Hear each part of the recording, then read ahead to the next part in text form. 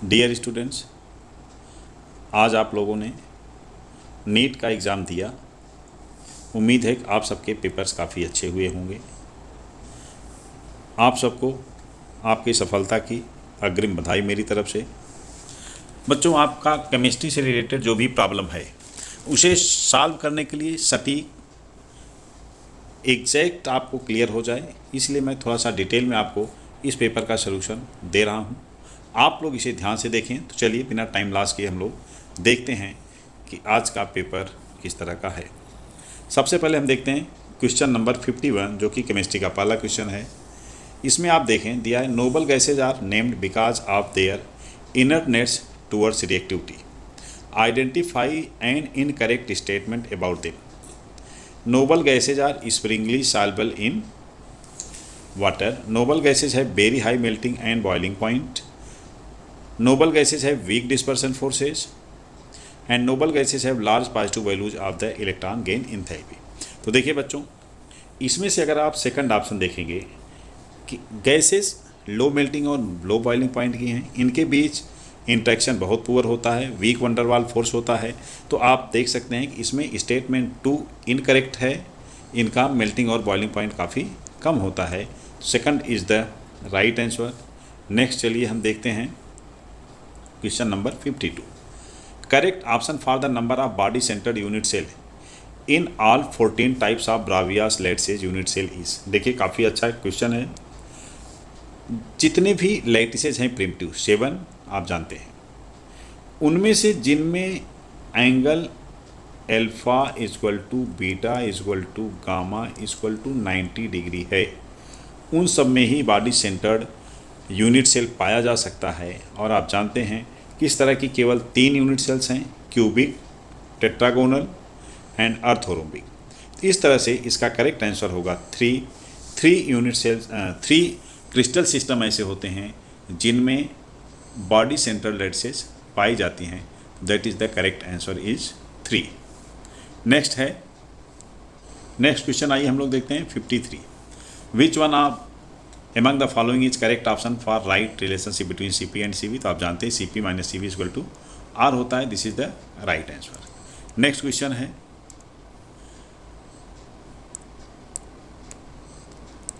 देखिए 54। जेरकोनियम जिसके लिए एटॉमिक नंबर 40 है, ऑफनियम जेड जिसके लिए एटॉमिक नंबर 72 है, have similar atomic and ionic radius because of. तो आप जानते हैं कि जेरकोनियम एंड हाफनियम के बीच लेंथेनाइड एलिमेंट्स आ जाते हैं। तो lanthanide contraction is the right answer.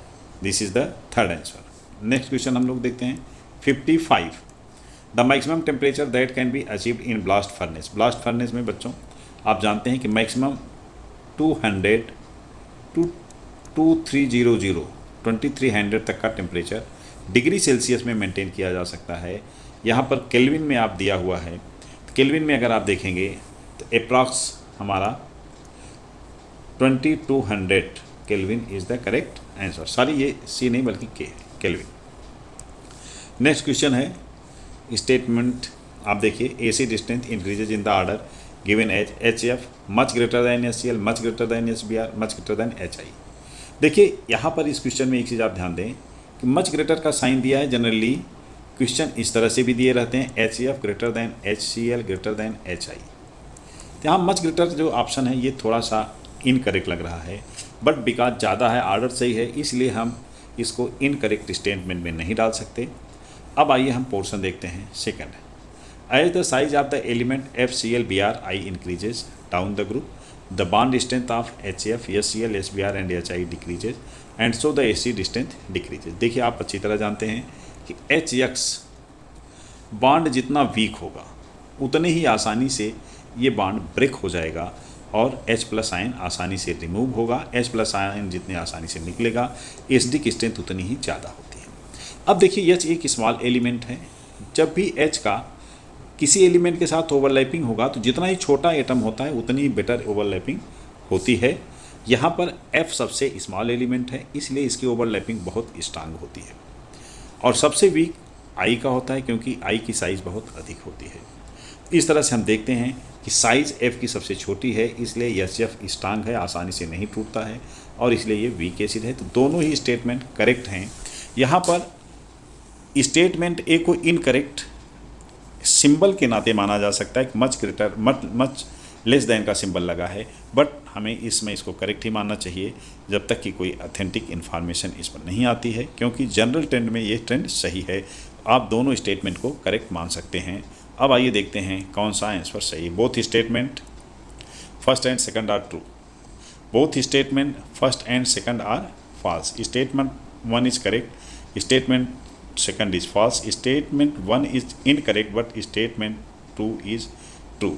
तो देखिए फर्स्ट और फोर्थ में से कोई एक होना चाहिए, बट मेरे हिसाब से आप यहाँ पर स्टेटमेंट 1 को ही, आंसर 1 को ही करेक्ट माने, क्योंकि ऑर्डर सही है, इंक्रीजिंग ऑर्डर है, then that will be the correct. Next है 57, the compound which shows metamerism. Metamerism में आप जानते हैं ईथर से शो करते हैं due to the alkyl group. तो देखिए यहाँ पर O पर जब 2 R जुड़े होते हैं, R माने एल्किल ग्रुप। अगर हम C3H8 को देखते हैं तो ये है CH3O CH3, CH2 CH3। यहाँ पर एथिल ग्रुप है और यहाँ पर क्या है, मेथिल ग्रुप है। लेकिन हम इसमें अगर C3H6 को देखते हैं, C3H6 में भी 3 कार्बन है। यहाँ पर मेटामेरिज पॉसिबल नहीं है, क्योंकि कभी भी आप चेंज करेंगे R को, एक तरफ 1 कार्बन एक तरफ 2 कार्बन होंगे, इसमें कोई चेंज पॉसिबल नहीं है। लेकिन अगर आप C4H10O को देखते हैं तो देखिए इसमें 2 पॉसिबल है metamer, CH3 CH2O CH2 CH3, and second हो सकता है CH3O CH2 CH2 CH3। तो इस तरह से 2 ईथर पॉसिबल हैं। Then answer number 4 is the correct answer. चलिए देखते हैं question number 58। For reaction A to B enthalpy of the reaction -4.2 दिया हुआ है बच्चों, और एंथैल्पी ऑफ एक्टिवेशन +9.6 दिया हुआ है। प्लस का मतलब होता है रिएक्शन एनर्जी तो दी गई है, माइनस का मतलब है एनर्जी रिलीज हुई है। तो यहाँ पे आप देखिए, अगर हम देखें तो एक्टिवेशन एनर्जी पॉजिटिव है और enthalpy of reaction negative. Enthalpy of reaction negative का मतलब है कि A की एनर्जी B से ज़्यादा है और एनर्जी रिलीज हुई है, यानी B नीचे होगा A ऊपर होगा। इस तरह से अगर हम देखें यहाँ पे तो ऑप्शन सेकंड जो है that is the correct answer. This is the activation energy, this is the energy of A, this is energy of B, this is the enthalpy which is negative, and this is the activation energy which is positive। इस तरह से ये graph totally correct है। Other graphs अगर आप देखें तो यहाँ पर दोनों की एनर्जी सेम है, इसलिए इनकरेक्ट है। यहाँ पर B की एनर्जी A से अधिक है, इसलिए ये इनकरेक्ट हो गया। तो correct statement is only 2। Now next question 59, the right option for the Tyndall effect statement कौन सा करेक्ट है। देखिए टिंडल इफेक्ट वो सोल्यूशन शो करेंगे जो कोलाइडल होंगे। NaCl ग्लूकोज और यूरिया का सोल्यूशन हमेशा ट्रू सोल्यूशन होता है, स्टार्च का सोल्यूशन कोलाइडल है, इसलिए यही टिंडल इफेक्ट शो करेगा। This is the right answer. Now question number 60, इसमें BF3 प्लेनर है, इलेक्ट्रॉन डिफिशियंट है, इसका हाइब्रिडाइजेशन क्या होगा, नंबर ऑफ इलेक्ट्रॉन अराउंड इसके क्या होंगे। तो आप जानते हैं कि इसका हाइब्रिडाइजेशन sp2 होगा और इसके बैलेंस शेल में 6 इलेक्ट्रॉन होते हैं। B है, B के बैलेंस शेल में 3 इलेक्ट्रॉन होते हैं।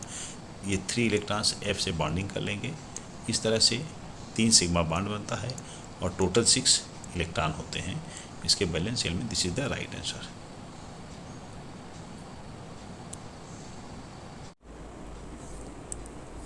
Match list 1 with less 2, PCl5 5 है, इसका हाइब्रिडाइजेशन sp3d होता है, और इस ग्राउंड पे आप देखेंगे तो ये ट्राइगोनल बाइपिरामिडल है, ये सही मिलाया गया है। यह CF6 रेगुलर ज्योमेट्री है, यहाँ पर sp3d2 हाइब्रिडाइजेशन होता है, एंड ये ऑक्टाहेड्रल होता है। B is for the 3।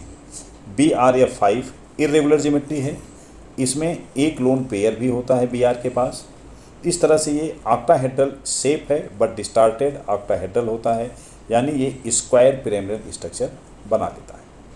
BF3 बहुत सिंपल सा है, होता है ट्राइगोनल प्लेनर। इस तरह से अगर आप इसको मैच करके देखें तो A के लिए 4 करेक्ट है, B के लिए 3rd है, C के लिए 1st है, और इस तरह से अगर हम इसे देखें तो देखिए करेक्ट ऑप्शन हो जाएगा A के लिए 4,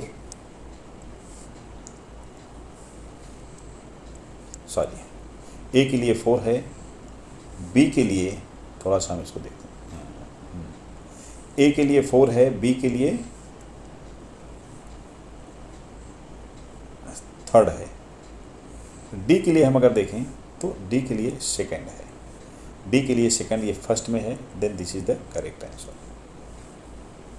नेक्स्ट आप चलें देखें question number 62, structure of beryllium chloride in solid state and vapour phase are. देखिए आप एक चीज़ जान लीजिए कि beryllium chloride BeCl2 solid state में एक चेन फॉर्म में होता है, और जब ये वेपर फेज में होता है तो डाइमर स्टेट में होता है। BeCl2 एक इलेक्ट्रॉन डिफिशिएंट मॉलिक्यूल है जिसमें केवल 4 इलेक्ट्रॉन बैलेंस शेल में हैं। इसको 4 एंड इलेक्ट्रॉन्स चाहिए होते हैं बाहर से, इसके लिए ये चेन स्ट्रक्चर बना लेता है इस तरह से BeCl Cl BeCl and Cl back bonding के थ्रू ये इस तरह से एक चेन स्ट्रक्चर बनाता चला जाता है। बट वेपर फेज में इसका डाइमर स्टेट होता है, यानी केवल ये वाला पोर्शन पाया जाता है। तो इस तरह से हम कह सकते हैं कि बेरिलियम क्लोराइड सॉलिड स्टेट में चेन स्ट्रक्चर शो करता है एंड वेपर फेज में डाइमर स्ट्रक्चर शो करता है। Then option 1 is the correct answer. चलिए देखते हैं हम लोग 63, the correct sequence for the bond enthalpy of CX bond. अभी हमने देखा था CX बॉन्ड जो होता है यहाँ पर C के साथ अगर हम ओवरलैपिंग देखें तो जिसका साइज़ सबसे छोटा होगा वो सबसे बेस्ट ओवरलैपिंग करेगा। F की साइज़ सबसे छोटी है तो F का ओवरलैपिंग सबसे स्ट्रांग होता है, यानी सबसे स्ट्रांग बॉन्ड CF है, सबसे वीक बॉन्ड CI है। इसके ग्राउंड पर हम देखें तो CH3F is the strongest bond and CH3I is the weakest bond. Option 2 is the correct answer. Next हम देखते हैं question number 64, Which one of the following polymers is prepared by addition polymerization? That is the correct answer, Teflon. आप जानते हैं कि इसका एक नाम है PTFE, पॉलीटेट्राफ्लोरोएथाइलीन। इसमें C डबल बॉन्ड CF का पॉलीमराइजेशन होता है और टेफ्लॉन बनता है। This is a addition polymer. तो answer number 1 is the correct answer. Next देखते हैं, dihedral angle of least stable conformer of ethane is. Now you can see dihedral angle क्या होता है। What is the dihedral angle? जब भी 2 carbon आते हैं तो आपने इस तरह के स्ट्रक्चर कन्फॉर्मेशंस देखे होंगे। यहाँ पर 2 अपोजिट जो हम देख रहे हैं बॉन्ड, ये डाइहाइड्रल एंगल को रिप्रेजेंट करते हैं। यहाँ पर ये 180 है। बट अगर हम सबसे क्लोजेस्ट स्ट्रक्चर देखें तो इस तरह का आपने देखा होगा। यहाँ पर इन दोनों के बीच जो एंगल है ये 0 डिग्री है। तो 0 डिग्री जब होता है तो सबसे कम स्टेबिलिटी होती है, एंड 180 जब होता है तो स्टेरिक हिंड्रेंस सबसे कम होता है और स्टेबिलिटी सबसे ज़्यादा होती है। तो यहाँ पर दिया है लीस्ट स्टेबल कन्फॉर्मर, यानी सबसे कम स्टेबल कब होगा? That is the 0 degree Eclipse state जिसको हम कहते हैं, नॉट द स्टैगर्ड और एंटी स्टेट। चलिए नेक्स्ट हम देखते हैं 66, an organic compound contain 78% by wait carbon and remaining percentage of hydrogen. The right option for the empirical formula. बहुत ही इजी क्वेश्चन है। कार्बन के अगर हम पार्टिकल देखें कितने कार्बन पार्टिकल हो जाएंगे, अगर हम एक एवरेज देखें परसेंटेज के बेस पर तो 78 डिवाइडेड बाई 12 करेंगे, ये आएगा 6.5। एंड हाइड्रोजन के एटम हम देखेंगे तो हाइड्रोजन का परसेंटेज हुआ 22। 78 से आप माइनस कर दीजिए 100 से, 100 में से आप 78 माइनस करेंगे 22 आएगा। 22/1 करेंगे इसका एटॉमिक मास, तो यहाँ आ जाएगा 22। अब अगर हम रेशियो देखते हैं C एंड H का तो देखें यहाँ पर C और H का रेशियो हो गया 6.5 to 22, that is approximately 1 to 3 then the empirical formula will be CH3. Next हम देखते हैं CH3 is the right answer, that is the third. Next हम देखते हैं क्वेश्चन नंबर 67। आइए देखते हैं क्या है क्वेश्चन। ये क्वेश्चन नंबर 67 है बच्चों। The molar conductance of NaCl, HCl, CH3CONA at infinite dilution are this what will be the molar conductance of acetic acid. तो देखिए इसका सीधा सा फार्मूला जो होता है आप जानते हैं कि जिनका पता करना है, जैसे CH3COOH का पता करना है तो लेमडा CH3COOH के लिए COO जिसमें है और H जहाँ है उनको हम ऐड करेंगे, बाकी थर्ड को माइनस करेंगे, यानी this will be equal to the lambda CH3COONA plus lambda HCl and minus lambda naught NaCl। तो COONA और HCl को ऐड करके आप NaCl माइनस कर देंगे तो आंसर आएगा 390.71 साइमन सेंटीमीटर स्क्वायर। तो this will be the correct answer. Now next question हम लोग देखते हैं 68। बहुत आसान है। Aspirin and paracetamol belong to the class of narcotic analgesic. No, they are not narcotic. Morphine and heroin are non narcotic. No, ये narcotics होते हैं, आप जानते हैं। तो इस तरह से हम कह सकते हैं कि ये स्टेटमेंट ए एंड बी दोनों फॉल्स हैं। तो both A and first and second are false is the correct answer, answer number second. Now question number 68, बहुत अच्छा क्वेश्चन है। The following solutions were prepared by dissolving 10 gram of glucose in 250 ml। देखिए बच्चों question आप आसानी से पढ़ लें। 250 ml वॉल्यूम सब में है और मास दोनों के तीनों के सेम है। तो जब भी ये कंडीशन होगी तो हमेशा ऑस्मोटिक प्रेशर जो होता है वो प्रोपोर्शनल होता है 1/m, यानी मोलर मास के इन्वर्सली प्रोपोर्शनल है। तो अगर हम मोलर मास देखें, ग्लूकोज का सबसे अधिक किसका है? सुक्रोज का होगा। सुक्रोज के बाद ग्लूकोज है।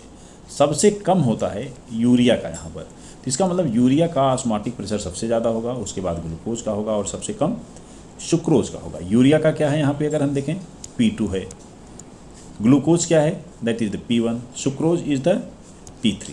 इसका मतलब कि सबसे ज़्यादा P2 होगा, फिर P1 होगा और P3 सबसे कम होगा जब हम इनका ऑस्मोटिक प्रेशर देखेंगे। मोलर मास का जस्ट अपोजिट। तो P2, P1 and P3 that is the answer number first is the correct answer. Now 70 among the following alkaline earth metal halides one which is covalent and soluble in organic solvent is। देखिए आप जानते हैं कि जब भी हम metals में देखते हैं तो beryllium, magnesium, calcium, strontium and barium ऊपर से नीचे जाने पर कोवैलेंट कैरेक्टर घटता है। तो सबसे ज़्यादा कोवैलेंट कैरेक्टर क्या होगा? बेरिलियम के chloride, that is the fourth.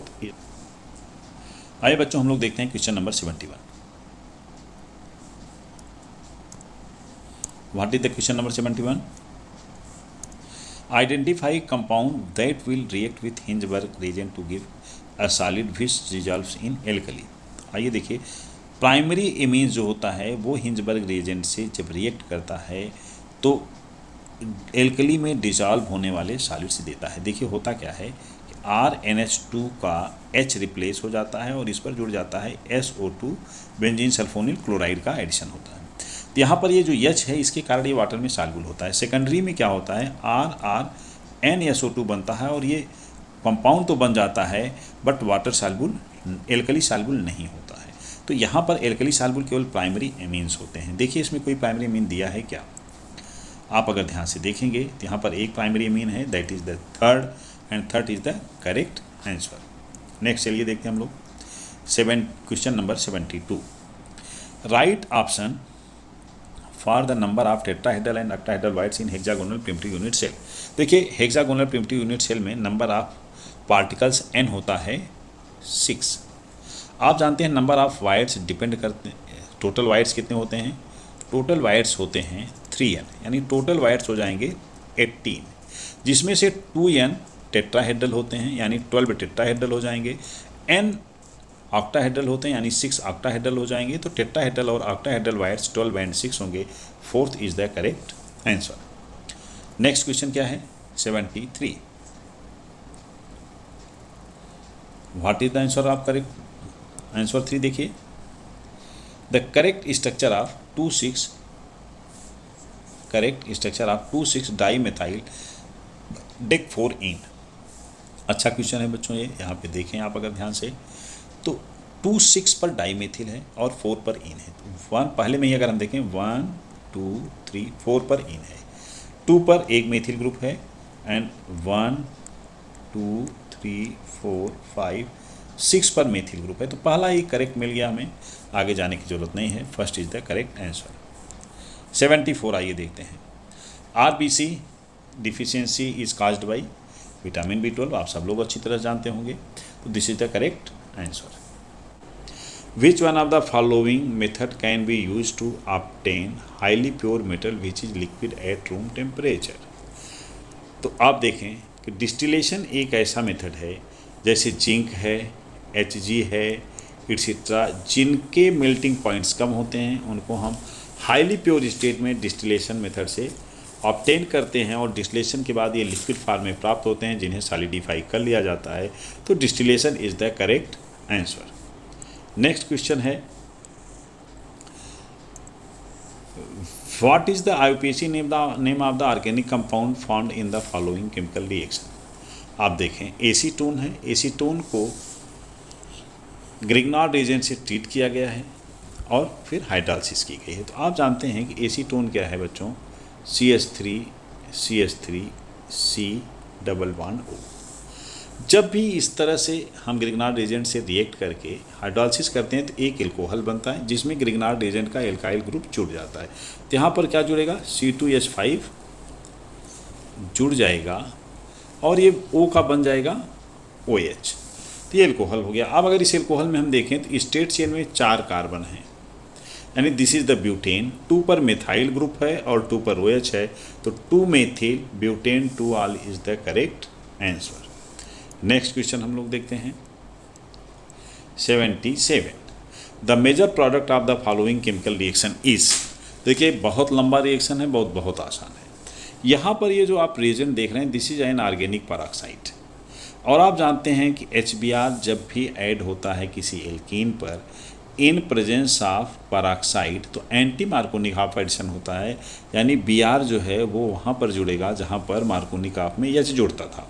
तो यहाँ पर H CH2 पर न जुड़ करके CH पर जुड़ेगा और Br CH2 पर जुड़ जाएगा। तो इस तरह से हमारा जो प्रोडक्ट होगा first CH2 Br, this is the right answer. 1 is the right answer. Next है 78। The incorrect statement among the following is actinoid contraction is greater for element to element than lanthanide contraction। सही है।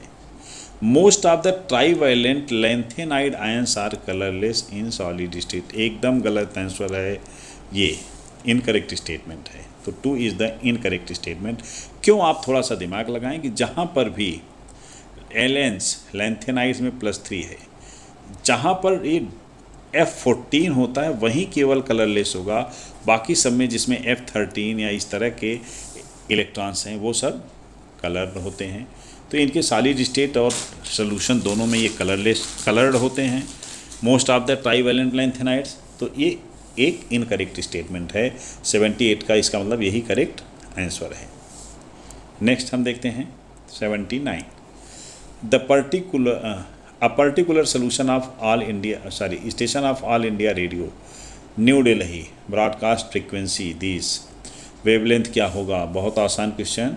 New equal to क्या होता है, C/λ। तो lambda equal to क्या होगा, C/न्यू। C कितना है, 3 × 10⁸ अपान हो जाएगा न्यू, न्यू C कितना है, देखिए फ्रीक्वेंसी कितनी है 1368 इनटू हमें करना होगा 10⁻3, क्योंकि ये हर्ज में नहीं बल्कि किलो हर्ज में है। अगर हम 10⁻3 करके इसको सॉल्व करेंगे तो आंसर आता है बच्चों 219.29 मीटर। अब आप एक चीज़ ये देखें, यहाँ बहुत ही क्लोज मैटर है। 0.29 को हम 219.3 मान सकते हैं, बट इसको हम 219.2 नहीं मान सकते। इस बेस पे first is the correct answer. Second option एकदम क्लोज है, बट आंसर चूँकि 0.29 आता है, इसलिए 9 को जब हम रिप्लेस करेंगे तो 2 की जगह पे 3 हो जाएगा। तो this is the correct answer. Next, चलिए बच्चों हम लोग देखते हैं क्वेश्चन नंबर 80। क्वेश्चन नंबर 80 क्या है? Which of the following reaction is metal displacement reaction. बहुत ही आसान है। आप सेकंड ऑप्शन देखें, क्रोमियम को एल्यूमिनियम क्या करता है? रिप्लेस कर रहा है। तो this is the right answer, कोई प्रॉब्लम नहीं है। 81 क्या है? बहुत ही अच्छा क्वेश्चन। देखें,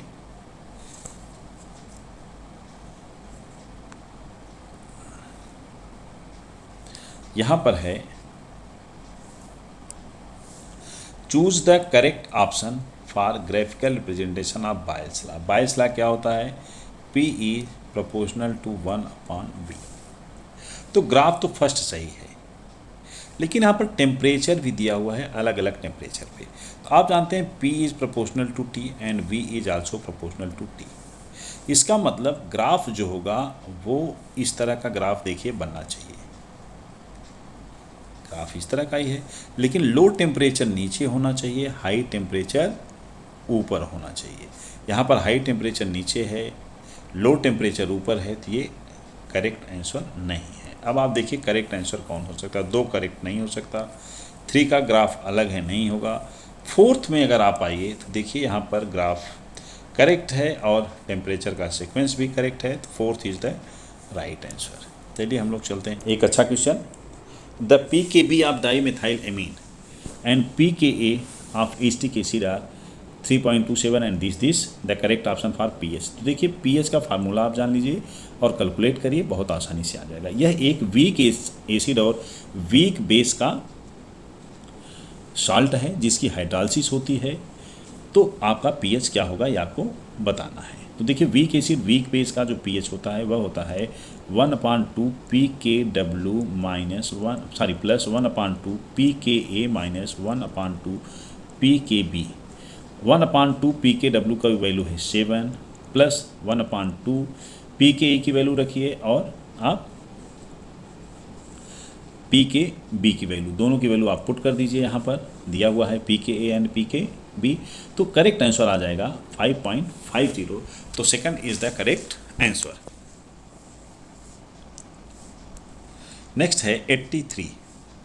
the major product form in dehydrohalogenation of reaction 2-bromopentane is pen two in this is formation, this product formation is based on. बहुत ही अच्छा क्वेश्चन। सेट-जेफ रूल होता है, आप जानते हैं कि जब एडिशन होता है तो एंटी मार्कोनिकॉफ रूल होता है, एंड जब एलिमिनेशन रिएक्शन होता है हाइलो एल्केन्स का, देन सेट-जेफ रूल फॉलो होता है जिसमें मोर एल्काइलेटेड एल्कीन्स मिलती हैं। पेन टू इन एक मोर एल्काइलेटेड एल्कीन है, तो that is the correct answer, Saytzeff rule. Next है ethylene diamine tetraacetate ion is. सब लोग जानते हैं बेटा कि EDTA क्या है? Ethylene diamine tetraacetate and CH2CH2N। इस पर 2 एसीटेट ग्रुप हैं, CH2COO- CH2COO-, और इस पर भी 2 होते हैं, CH2COO-, CH2COO-। तो देखिए 1 2 3 और 4, इस तरह से 4 हमें ऑक्सीजन मिलते हैं और 2 नाइट्रोजन हैं। तो फर्स्ट एकदम एग्जैक्ट करेक्ट आंसर है। आप चलिए नेक्स्ट क्वेश्चन देखते हैं।